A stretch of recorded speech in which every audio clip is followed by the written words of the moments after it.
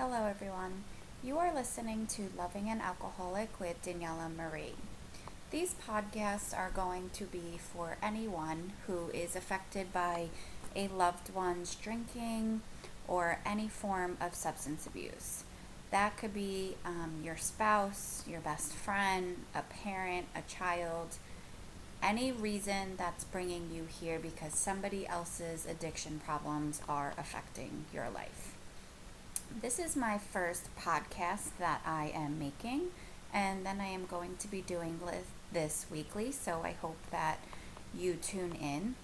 Um, Getting a little information about me so you can understand maybe why I'm doing this.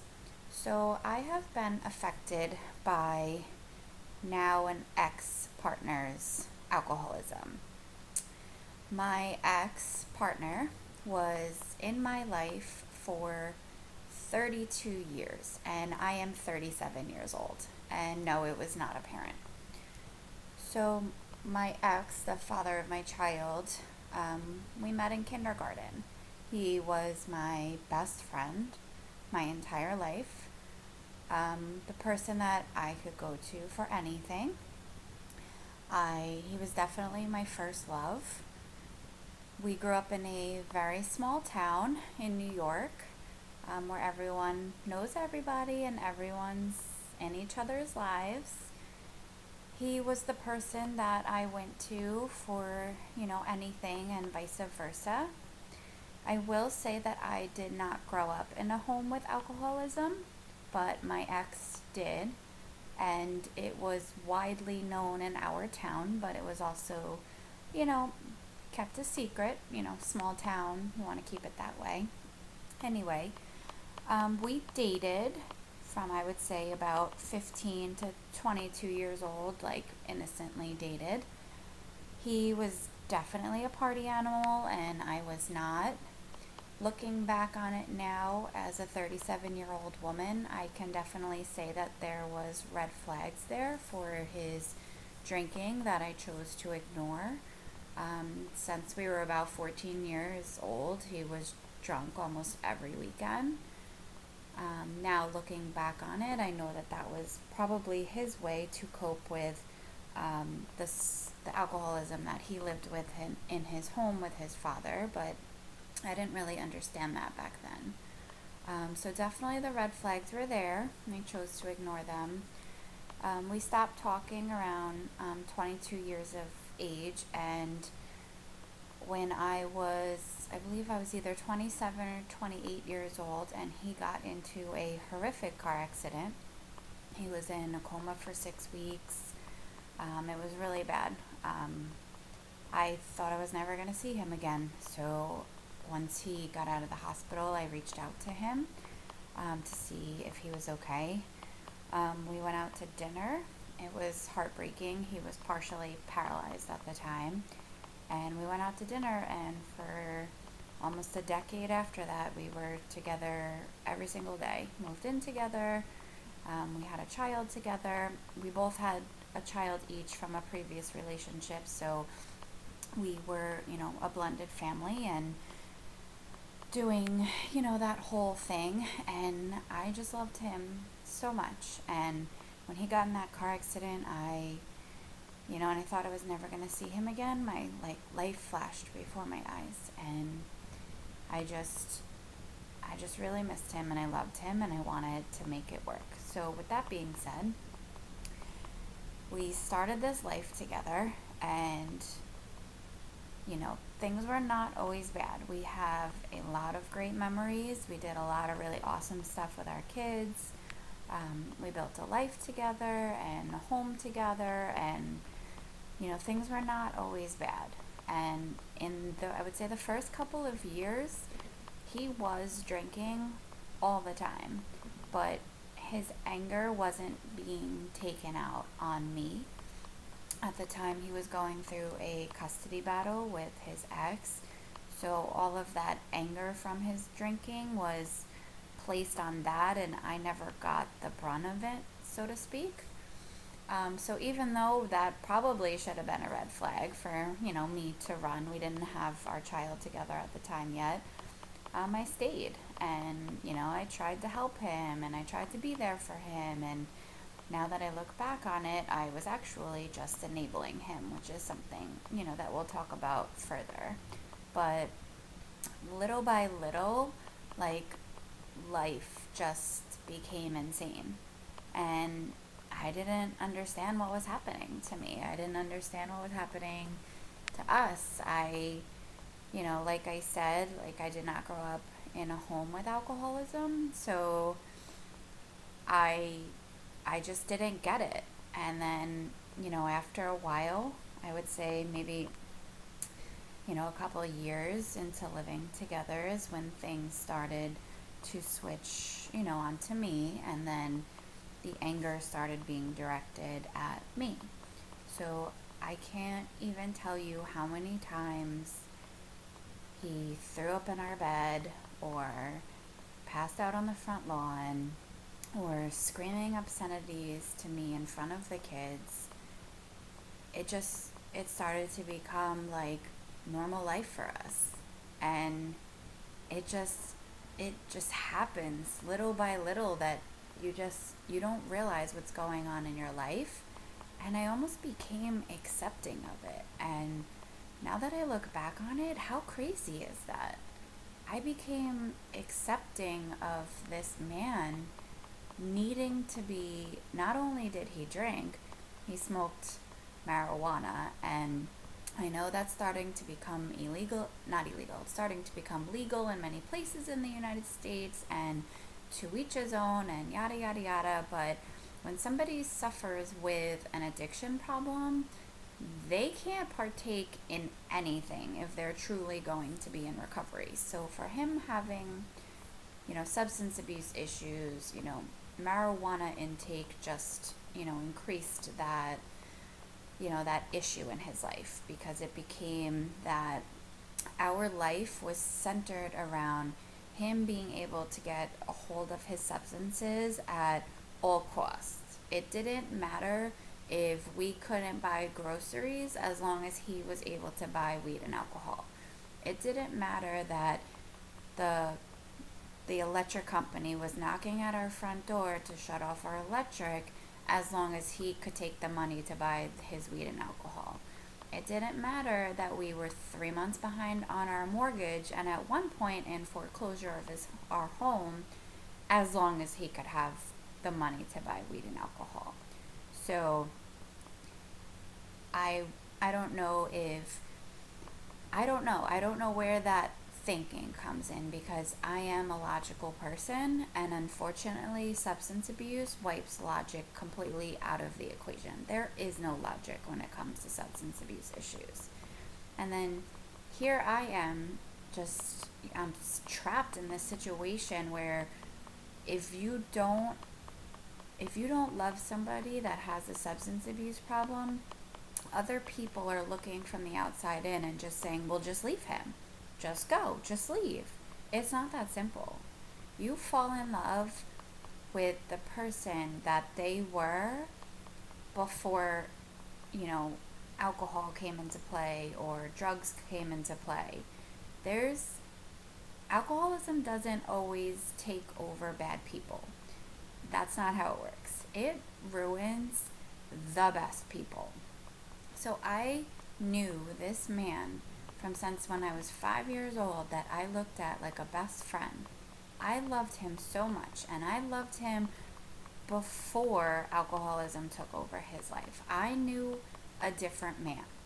So that's probably what a lot of you struggle with as well. Whether it's, a spouse or a partner, you fell in love with the great side of them, and that is who they are. Same as if you are, a child suffering with a parent's addiction. When they're sober and they're the best mom or dad, that's the person that you love and you miss.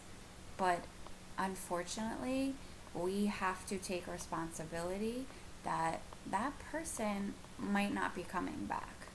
Or they might only be here for a short period of time, and that goes in and out. And that's not fair to us either. I will say, full disclosure, that I am not here to tell you to leave your alcoholic partner, spouse, I'm not telling you to run. I'm not telling you to get out that door and do this and do that. I don't want to tell you what to do. I want you to take what I'm saying and you think about what you want for your life and what will bring you peace in your life, and then you make a decision for your own life. But like I said, full disclosure, I personally did make the choice to leave. And that was the hardest decision I've ever had to make my entire life, because I just spent almost a decade of my life building a family with this man, and a blended family. We also have our own biological child together, and I had to make the choice to be okay with separating that. That way I could have peace in my life. So I had to make a decision that if we stayed in this situation, we were never ever going to have peace. That may not be the situation for all of you. If you're person in your life that suffers with substance abuse issues, if they see that they need help and they're willing to go get help and go into recovery, it possibly could work for you. For my situation, that's not where he was at. So I had to make a choice that my children were suffering every day. And if I stayed and kept them in this situation, they were never, ever going to be healthy human beings. Okay? It was so bad that we had the cops at our house all the time. We had CPS involved in our lives because of his drinking. And just to retract on another red flag, just so you know, almost a decade ago when he got in that car accident where he was in a coma that made me reach out to him, that was drinking and driving related. And I did not find that out until almost 5 years into our relationship. So he got in a drunk driving car accident where he had to be taken out by the jaws of life in a coma for 6 weeks, and he still did not stop drinking. Some people say that when alcoholics, hit their rock bottom, then, that's it. That's when they'll realize, I need to make a change or my life is going to be ruined. For my particular situation, that did not happen for him. And I think that a large part of that comes into play that he had so many people in his life enabling him. And I am absolutely guilty of that as well. I enabled him for so long. I made excuses for him. I lied for him. I covered things up for him. I went out and got a second job when he was destroying us financially just so we could keep a roof over our heads, when I was not the one doing the crazy spending. On another podcast, I'm also going to be discussing how if you do have, financial ties with an alcoholic, what you need to do to protect yourself. I'll talk more about it in that one, but my life was destroyed financially because of his substance abuse issues. But again, we'll talk more about that later. Going on, so I also want to say just, another thing about me is that alcoholism and substance abuse knows it knows absolutely no socioeconomic or education or anything like that. It does not discriminate against anybody. Alcoholism and substance abuse can affect homeless people and can affect millionaires with multiple college degrees. It knows absolutely no boundaries and no discrimination. And same with the people who choose to stay in that situation. I can't tell you how many times I heard, but you're so smart and you have college degrees and you could take care of yourself and your kids. Why are you staying there? That my degrees mean nothing when you're in a situation like this. Same for my now ex-partner.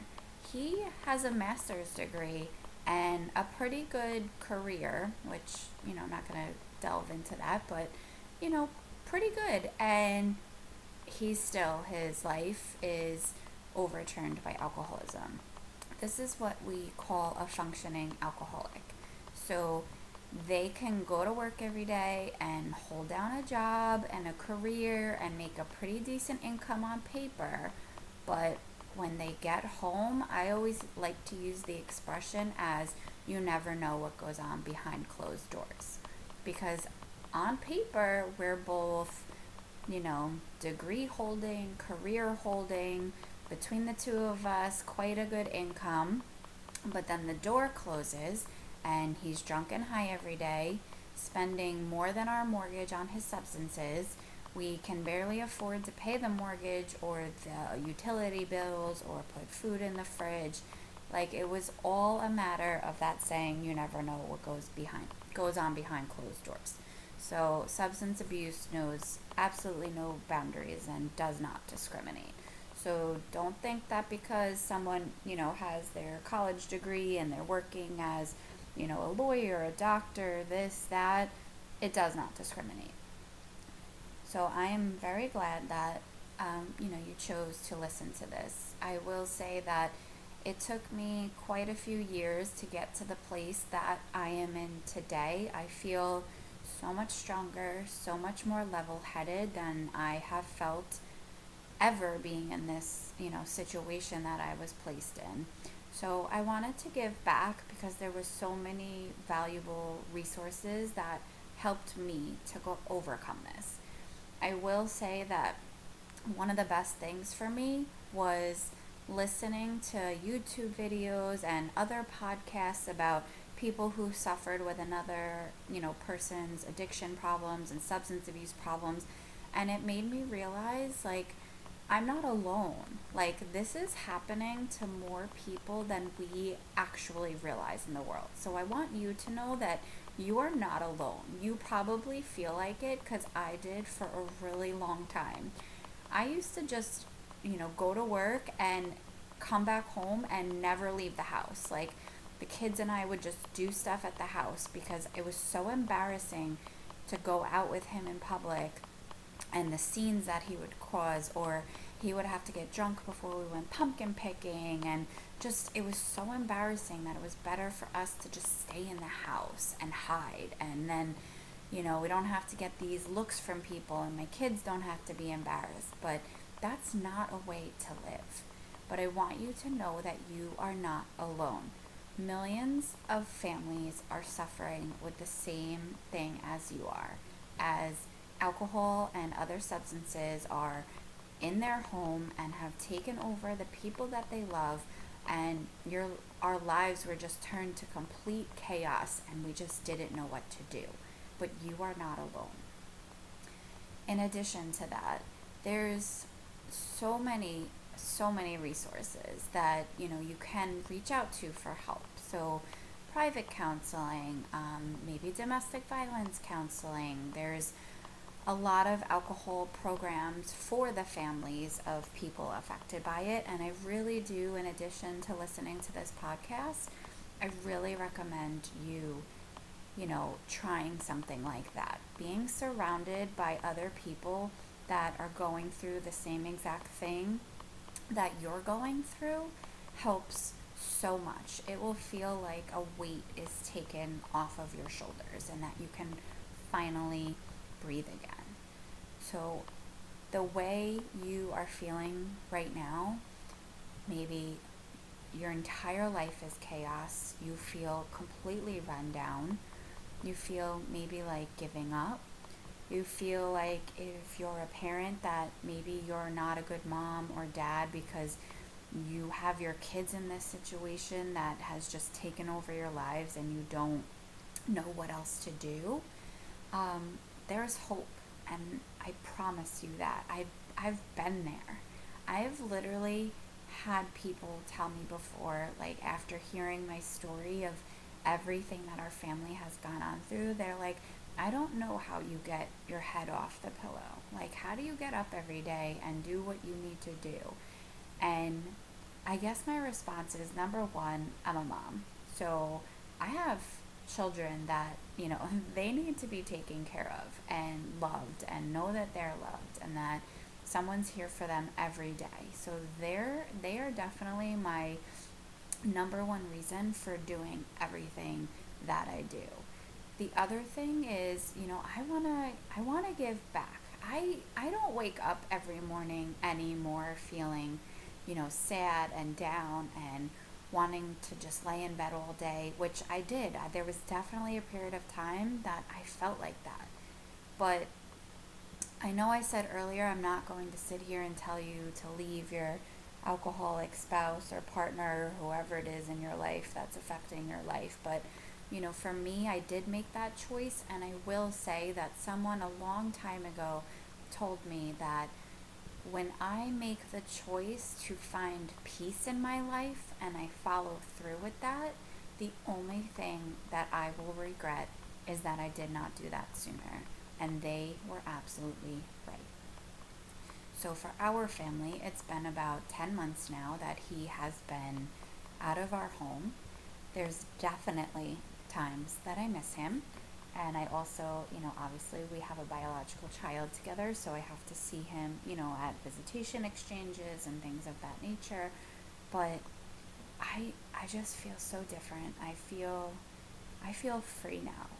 I feel like I just there's some days I feel sad, but I make a choice, especially every weekend with my children, to go find something that our family likes doing and do it every weekend. And that does not have to cost money. So for our family, my sons and I, we love the outdoors. So I found an app that has, you put in your area and the distance that you're willing to go, and it will give you all free hiking trails and, pictures of it so you could see, like, if there's certain things that you like.